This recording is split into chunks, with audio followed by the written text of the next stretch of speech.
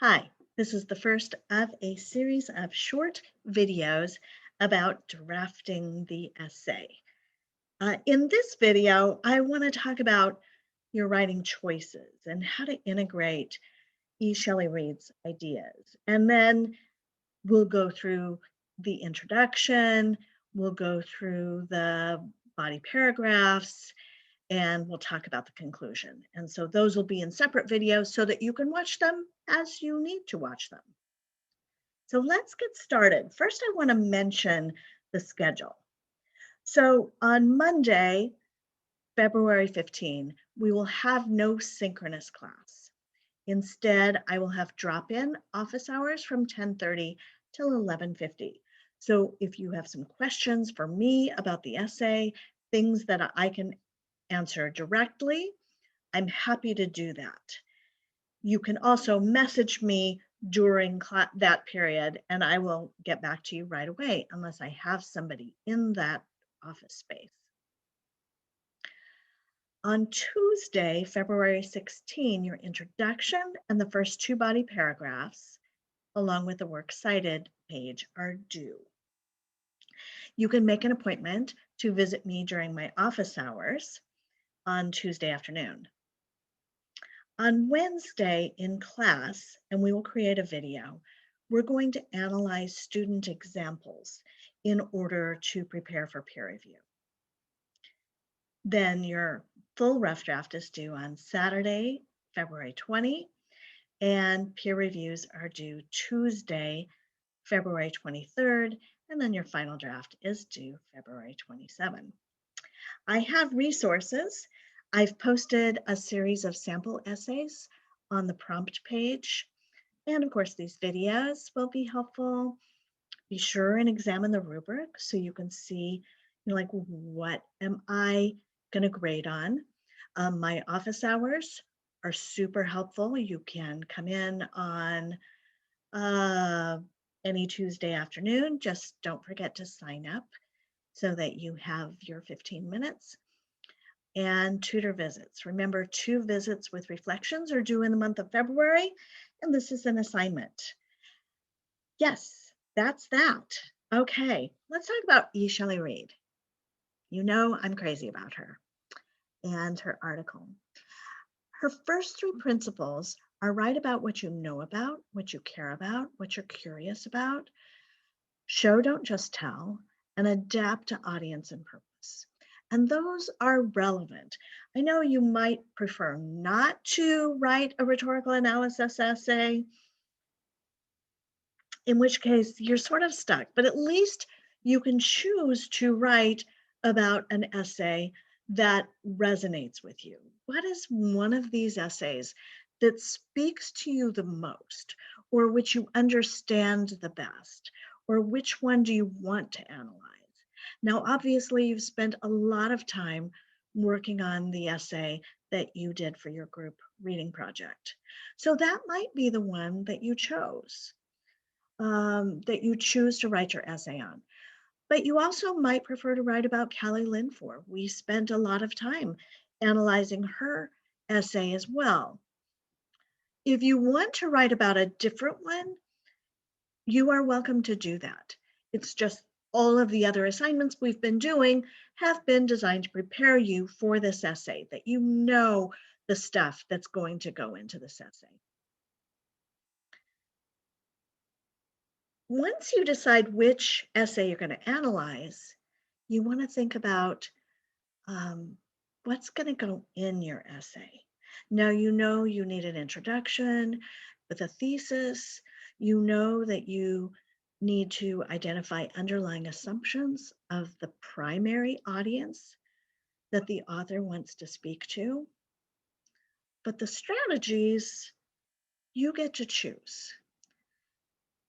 Think about which strategies resonate with you the most.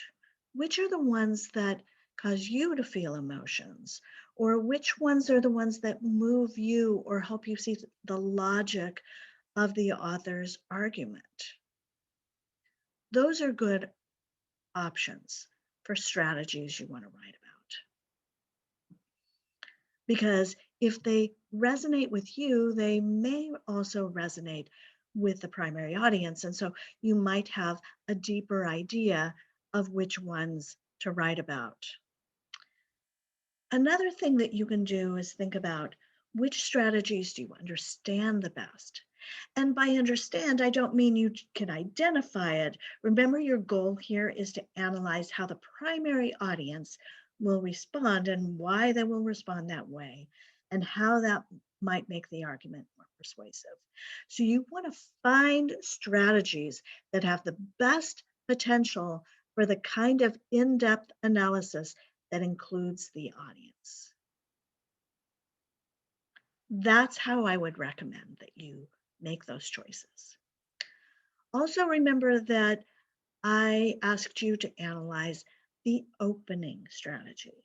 What's the strategy that the author starts with? Remember, this is the strategy that the author is using to grab the audience's attention and get them to engage in the text. And let's be fair, it's also to get them to actually read the text, because these are commercial essays that they're published in a publication. That was a little redundant, but that's the goal, is they want people to read. And so that opening strategy sets the tone. E. Shelley Reid says, show, don't just tell.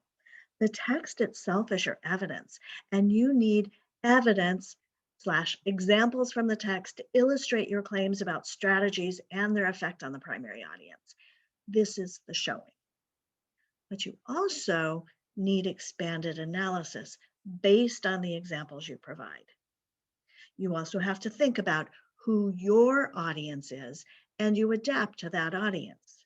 Remember, every audience has a different expectation.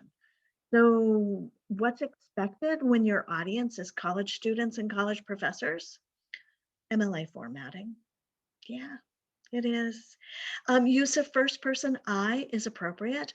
I argue that you'll see that I want you to talk about who you are in the conclusion. So of course you need to talk about I.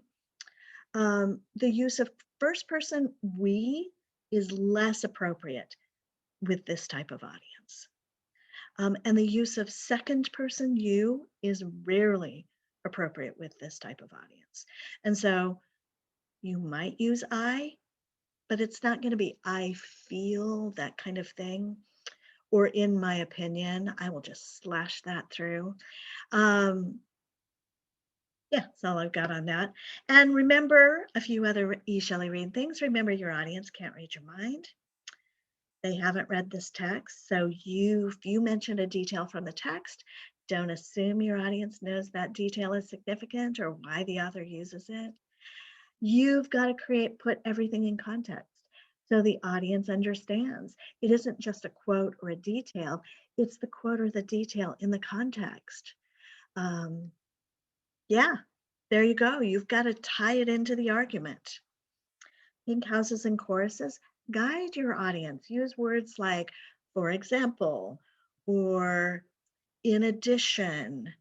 Make sure that everything ties back to your thesis, that all your examples and your claims are developing the claim that you made in your thesis. Show, don't just tell. By the way, back to this idea, you might feel like if you're pulling back to the thesis in your body paragraphs, that you're being repetitive. You might be, but probably not. You're more likely to lose your audience and they won't be able to track you if you don't pull back to it periodically. Show, don't just tell. I mean, like really show. That means the context. That means choosing words. Instead of saying engages with the audience, think about how it engages with the audience. What is the deeper meaning? Jello and arguments. Don't just give me a lot of quotes from the text and expect me to understand how they're working. Really dig in and analyze. And laundry baskets. Yeah, laundry baskets. If you have forgotten, and I don't blame you if you have, but Shelley Reid says, don't make your paragraph so long that your audience can't track where you're going. What do I mean by too long? If your paragraph is longer than a page, chances are it's just too long. It would be better to break it up, even if those paragraphs then seemed a little shorter. That's fine. Just as you might have different size loads of laundry, you might have different size paragraphs. And that's how writers write. That's all I've got on this video, but there will be more.